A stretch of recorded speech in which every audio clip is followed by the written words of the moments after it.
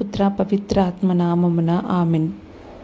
జ్ఞానవాణి శ్రోతలకు శుభోదయం. ప్రియ సహోదరి సహోదరులారా, ఈనాడు మనం జపమాల ప్రార్థన ఏ విధంగా కుటుంబ బంధాన్ని బలపరుస్తుంది, సంఘ జీవితాన్ని నిర్మిస్తుంది అనే అంశాన్ని గురించి ధ్యానించుకుందాం. జపమాల ప్రార్థన మన కుటుంబ బంధాన్ని నిర్మిస్తుంది. కథోలిక విశ్వాసంలో జీవిస్తున్న మనమందరము వివిధ రూపాలలో ప్రార్థన చేస్తూ ఉంటాము. అత్యంత శక్తివంతమైన ప్రార్థన దివ్యబలి పూజ. ఇతర ప్రార్థనలు మనలో దివ్యబలి పూజ పుణ్యఫలాల ప్రతిఫలాలుగా ఉన్నాయి. పూర్వకాలము నుండి జపమాల ప్రార్థన కుటుంబ ప్రార్థనగా మారింది. దైవాంకిత జీవితంలో కూడా కుటుంబ సభ్యులకు కూడా జపమాల ఐక్యతకు, శాంతి సమాధానాలకు సంకేతముగా ఉన్నది.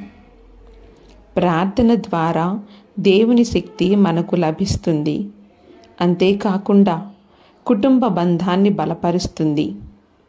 ఒకసారి మనము జేసు మరియ జోజప్పల కుటుంబాన్ని గమనించినట్లయితే వారిది నజరేతూరులో చిన్న కుటుంబం. నిత్యము దేవుని స్మరిస్తూ జీవించిన కుటుంబం. కుటుంబ జీవితంలో ఉన్న వారందరూ అనుదినం కుటుంబ జపమాల ప్రార్థన ద్వారా దేవుని స్మరించే కుటుంబముగా రూపాంతరం చెందుతుంది. దేవుని స్మరించే కుటుంబం కలిసి మెలిసి జీవిస్తుంది. దేవుడు ఐక్యత కోరుకుంటాడే కానీ విభజన కాదు కదా.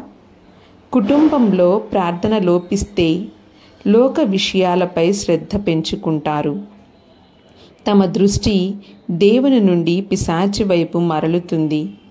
లోకాశలతో కుటుంబ విలువలు పడిపోతాయి. జపమాలలోని పూసలు ఎలా ఒకదానికి ఒకటి కలుపబడి ఉంటుందో, కుటుంబ జపమాల ప్రార్థన ద్వారా ఒకరికి మరొకరు మధ్య సంబంధం ఏర్పడుతుంది. చివరికి ఆ బంధం దేవునితో పరిపూర్ణమవుతుంది, దేవునితో బలపరచబడుతుంది. పునీత యోసేపు గారు మరియ తల్లి భర్తగా బహుశా కలిసి ప్రార్థన చేశారని భావించవచ్చు. యేసు మరియ యోసేపు ఒక చిన్న కుటుంబమే కానీ ప్రపంచాన్నే ప్రభావితం చేసిన కుటుంబం. దేవునితో చెరగని బంధమే కుటుంబ ప్రార్థన నిర్మిస్తుంది. ఈ నజరేతు చిన్న కుటుంబమే దేవుని సంబంధానికి నిదర్శనము. కలిసి ప్రార్థించేవారు కలిసి జీవిస్తారు. అందరూ తమ బలహీనతల ద్వారా పాపము చేస్తారు. ప్రార్థించేవారు వారి బలహీనతలను అధిగమించి పాప ప్రేరేపిత ఆలోచనల నుండి దేవుని రక్షణ పొందుతారు. దానికి మంచి ఉదాహరణ నజరేతూరులోనే తిరు కుటుంబం. వారు దేవునిపై ఆధారపడి ఒకరికొకరు జీవించి ఉన్నారు. మరియ తల్లి, యోసేపు గారు, యేసుక్రీస్తు ప్రభువు ఒకరి మీద ఒకరు ఆధారపడి జీవించి ఒక చక్కని కుటుంబాన్ని నిర్మించి ఉన్నారు. మరియు సైతాను ఆలోచనలను జయించినట్లే సైతాను శక్తులను జయించడానికి జపమాల ప్రార్థన గొప్ప ఆయుధముగా ఉంది. జపమాల ప్రార్థన బలహీనతలో శక్తినిస్తుంది, శోధనలలో హెచ్చరిస్తుంది, పడిపోకుండా కాపాడుతుంది, కలిసి మెలిసి జీవించే కుటుంబముగా ఐక్యపరుస్తుంది.